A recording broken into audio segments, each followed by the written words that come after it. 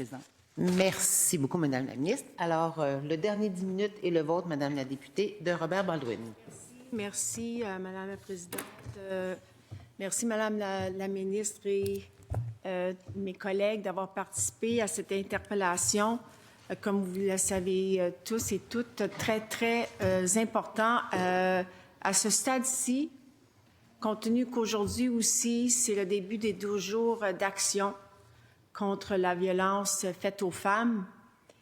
Et ma question aujourd'hui, c'est qu'est-ce qu'on va faire? Quelles mesures concrètes est-ce que le gouvernement va adopter cette semaine, la semaine prochaine, d'ici la fin de l'année, pour aider les maisons d'hébergement, pour faire en sorte que toutes les femmes du Québec, lorsqu'elles appellent SOS violence conjugale, lorsqu'elles appellent une maison d'hébergement, si elle appelle, elle veut quitter, on doit répondre présent. C'est ça l'objectif d'aujourd'hui. Il y a encore des grandes lacunes dans le filet de sécurité des femmes qui sont victimes de violences conjugales. Il faut le reconnaître. On ne peut pas juste dire, bien, on a investi dans les dernières années, puis on doit retourner. Oui, c'est important de sensibiliser dans les écoles. C'est vrai. Mais il faut reconnaître que les maisons d'hébergement aujourd'hui au Québec, leur mission a évolué avec le temps, a évolué en raison de les demandes fulgurantes pour leurs services, que ce soit en maison d'hébergement, mais aussi même pour des formations des professionnels, des infirmières, des psychologues. On s'en va dans les écoles pour sensibiliser les jeunes garçons et les jeunes filles aussi, en ce qui a trait oui, à l'égalité, mais aussi c'est quoi une relation saine et sans violence. Et ça, c'est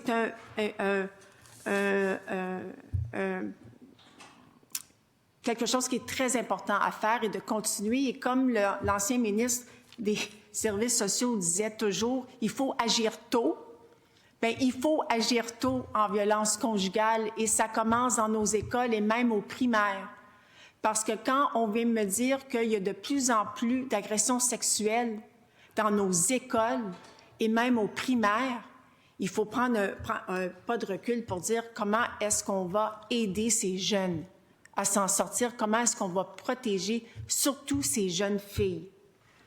Mais là, Madame la ministre, il faut reconnaître que ce gouvernement, dans les 3 dernières années, n'a pas augmenté, n'a pas donné un sou de plus aux maisons d'hébergement en termes des services offerts aux femmes qui sont victimes.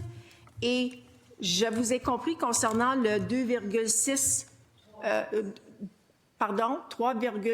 cette année. Moi, on me dit, parce qu'il y avait, puis j'ai le tableau, il y a cette année un 2,3 qui n'a pas encore été déboursé aux maisons.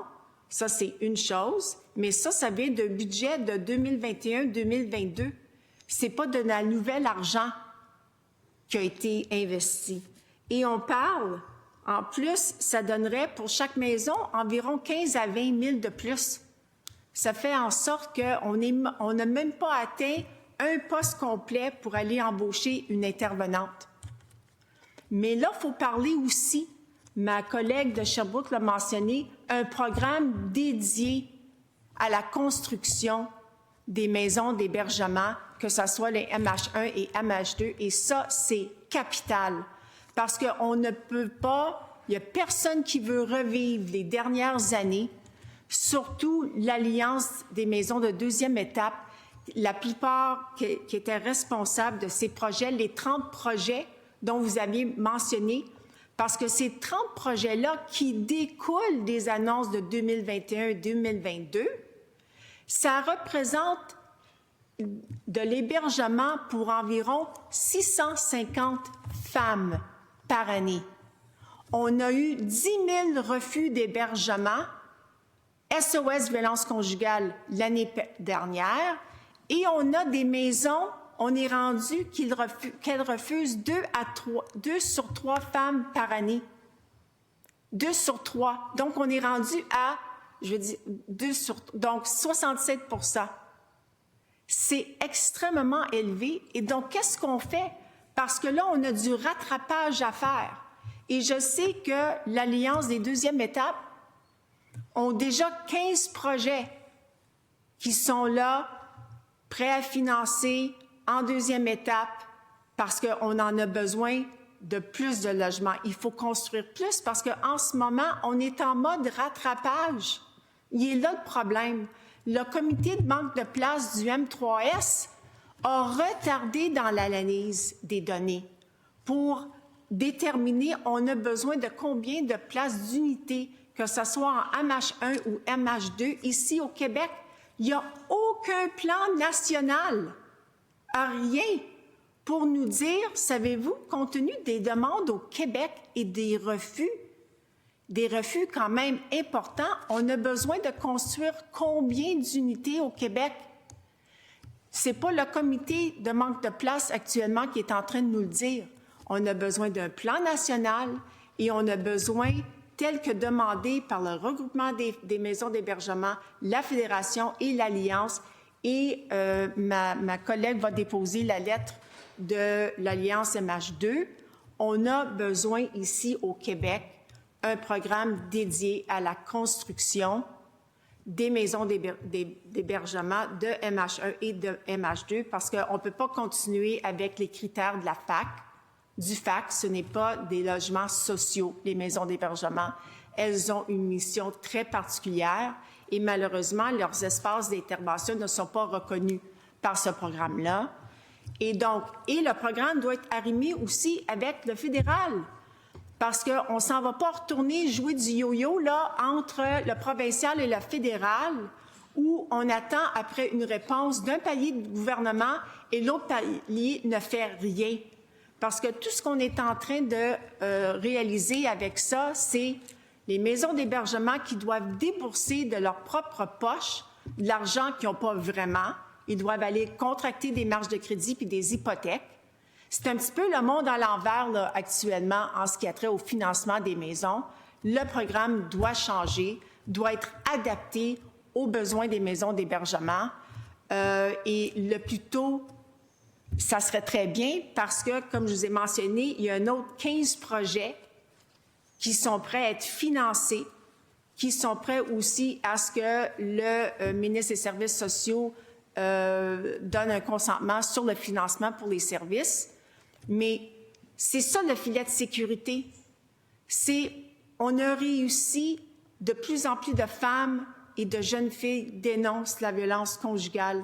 Mais comme gouvernement, on a un devoir et une responsabilité de les protéger et donc d'assurer que nos maisons d'hébergement puissent les accepter lorsqu'ils cognent à leur porte et lorsqu'elles appellent SOS violence conjugale. Il faut répondre présent. C'est comme la maison qui est en feu, on appelle les pompiers et ils arrivent tout de suite. Mais même chose pour quand une femme appelle, qui a le courage d'appeler, et c'est très sérieux, elle doit avoir une réponse immédiate. Et j'aimerais terminer... Est-ce qu'on a le temps?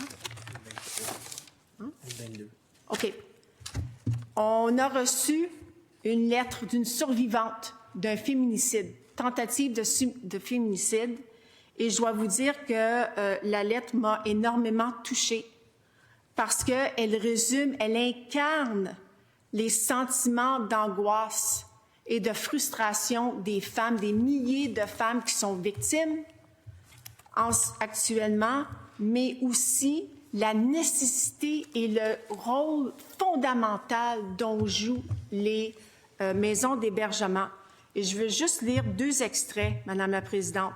On parle souvent à juste titre de prévenir les féminicides, mais on oublie trop souvent celles qui survivent, celles qui doivent apprendre à vivre après la violence, celles qui, jour après jour, vivent avec la douleur, les cauchemars, la honte, la solitude, les conséquences de toute cette violence. Ces femmes-là ont besoin d'un endroit sécuritaire, d'un visage bienveillant, d'une main tendue. Elles ont besoin de ces maisons d'aide et d'hébergement, des services à l'externe offerts par ces maisons.